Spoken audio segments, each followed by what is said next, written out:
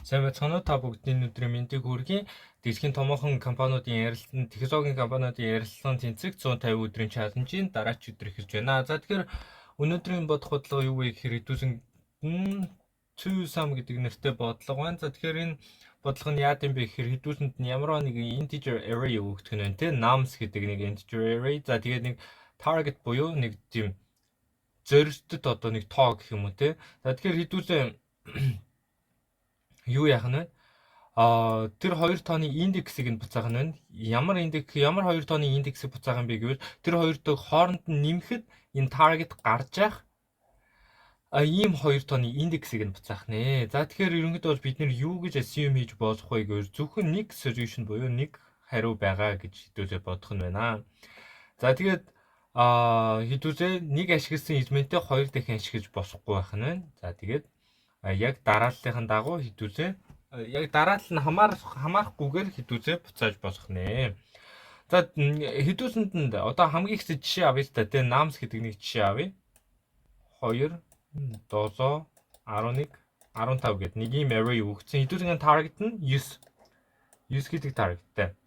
За тэгэхээр хэдүүлээ 9 гэдэг targetтай учраас одоо хэдүүлээ юу бодох вэ гэхээр ямар хоёр дахь хооронд нь нэмпэж 9 гарах юм бэ? Хүн төрөлхтөө одоо бид нар өөрсдөө хараад бол осоход бол маш амархан шүү дээ. 2 7 2 бол юу гарах юм бэ наа гэж осож шүү дээ, тий. За гэхдээ хэдүүлээ юу ашиглаж бодох юм бэ гэхээр энэ дээр хэдүүлээ hash map ашиглаж бодож бол илүү амар. За мөн илүү efficient байгаа. Hash map одоо илүү үр дүнтэй тийм ээ. Hash map ашиглаж бодож бол илүү үр дүнтэйгээр бодогдно хэдүүлээ.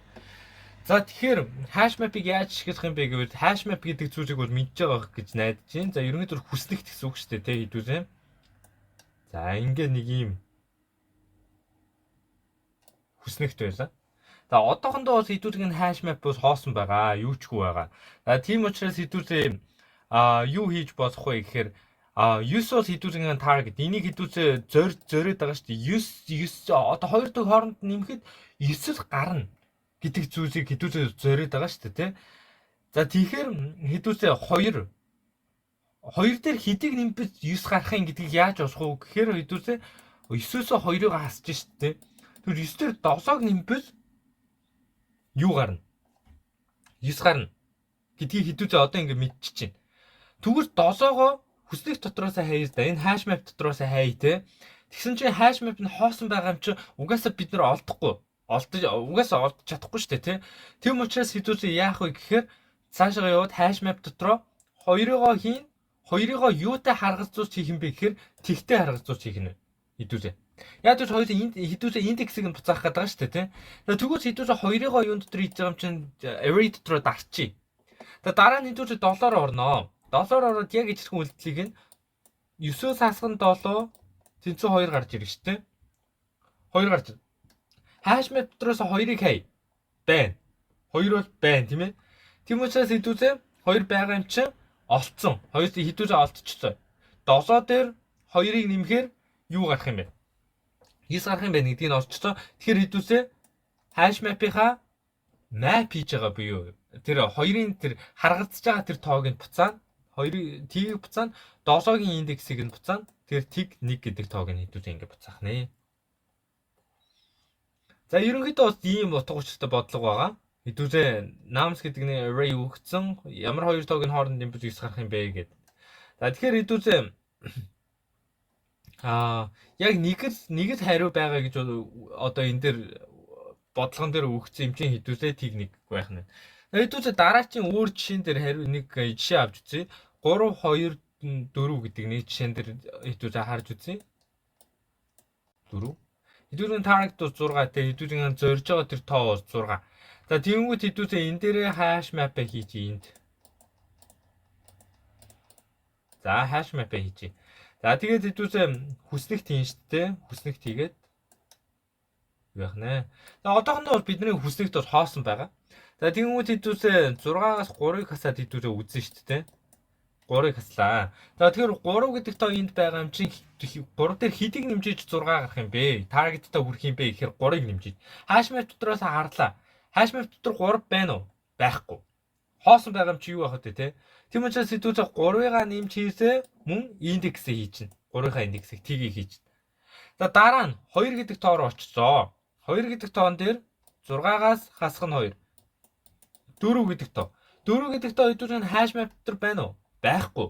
Тийм учраас хэдүүлээ яах вэ гэхээр зүгээр л 2 гэдэг тоогоо хийсээ индексийг нээжээ. Дараа нь 4 гэдэг сүүжийн тоо руу ирлээ. 6-аас хасах нь 4, тэнцүү 2. 2 одоо хэдүүлээ hash map дотор байна уу? Байна. Байгаа учраас хэдүүлээ hash map дотор байгаа 2-ийнхоо индексийг нь бичтээ, одоо 4-ийнхоо индексийг нь бичтээ буцаалаа. 1 2 гэдэг юу буцаах нь байна. За хэдүүлээ ерөнхийдөө ийм утга санаагаар бодогдох нь байна. За тэгээд хэдүүлээ энэ бичсэн зүйлээ, энэ тайлбарласан зүйлээ хэдүүлээ одоо нэг кодчлаад үзцгээе тийм ээ. За код нь яаж бичигдэх юм бэ гэдгийг хэдүүлээ харцгаая. За юу ашигласан гэсэн учраас hash map бичигдсэн гэсэн учраас C++ хэлэн дээр another map гэж ирдэг. За тэгээд энэгээ хэдүүлээ mp гэж нэрчээ. За тэгэхээр эхнийх нь энэ int нь ямар int байх юм бэ гэхээр хэдүүлээ утгаа хадгалж штэ, утгаа хадгалсан. За дараачих нь энэ int нь юу байх юм бэ гэхээр хэдүүлээ индексийг хадгалах нь байна. За тэгээд хэдүүлээ одоо тоон дундураа явна штэ те. Хэдүүлсэнд нь индекс нь хэрэгтэй учраас хэдүүлээ индексийг ашиглаж одоо тоон энэ array дундураа явах нэ. Array дундураа яваад хэдүүлээ хийсэн хамгийн анхны үйлдэл юу вэ? Одоо хэр их хэмжээ хэрэгтэй байгаа гэдгийг олсон штэ те. Тэгэхээр хэдүүлээ target-аас намсыга i-г нь хасаад өгч чинь. Хэр их хэмжээ одоо хэдүүлээ намсын i гэдэг чинь тэр i дахь индекс дээр байгаа тоо гэсэн үг шүү дээ. Одоо чинь энэ 2 ч байд юм уу? Энэ тоонууд гэсэн. Тийм учраас хэдүүлээ хэр их одоо target to хүрэхэд хэр их тоо хэрэгтэй байгаа гэдгийг нь олоод тэр хэр вэ? Хэдүүлээ mp-гээс complement гэдэг энэ юугаа олчих бол за олчхуул гэдэг нөхцөл бол ийм нөхцөл байгаа шүү дээ. Олчхуул гэдэг нөхцөл бол энэ болохоор ерөнхийдөө энэ hash map дотор байна уугүй юу гэдгийг олоход энэ ерөнхийдөө юу бичдэг, кодыг бичдэг. За хэрвээ олчвол хэдүүлээ амархан штэ. Хэдүүлээ олчвол зүгээр буцаач штэ. Юугаа буцаах вэ гэвэл mp complement буцаач нь. За тэгээд i-га буцаач нь хамтдаа. mp complement гэдэг нь өөрөө юу вэ гэдгийг хэдүүлээ бол мэдж байгаа байх гэж найж байна. Одоо хэдүүлээ чинь 7 дээр байлаа гэж бодоход 2-ын индексийг нь ерөнхийдөө mp complement гэсэн үг штэ тий. За хэрвээ энэ олдохгүй бол хэдүүлээ яах вэ? Олдохгүй бол хэдүүлээ mp-гийнхаа намсын i дээр нь хэдүүлээ i-га хадгалж авчих. Тэр тооны өөрийнх нь индексийг нь өөрт нь харгалж зурчихна гэсэн үг шүү дээ, тий. Тэгээд заавал return statement-ийг заавал бичих ёстой байдаг. C++ хэлэн дээр бол за тийм учраас хэдүүлээ энэ дээр return-ыг бичиж байгаа юм байна. За хэдүүлээ шалгаад үзье өөрсдөө бодолтыг. За болж чинь тийм ээ. За тэгэхээр ерөнхийдөө бол ингэж бодох нь байна. За энэ бодолт бол ерөн хамгийн optimal бодолт гэсэн үг. Хамгийн одоо ашигтай тийм ээ. Хамгийн үр дүнтэй ийм бодолт нь байна. За тэгээд өнөөдрийн хичээлтэй хамт байсан та бүгдтэй баярлалаа. Тэгээд бичлэг таалагдсан бол лайк, subscribe дарж манай чаналыг дэмжээрэй.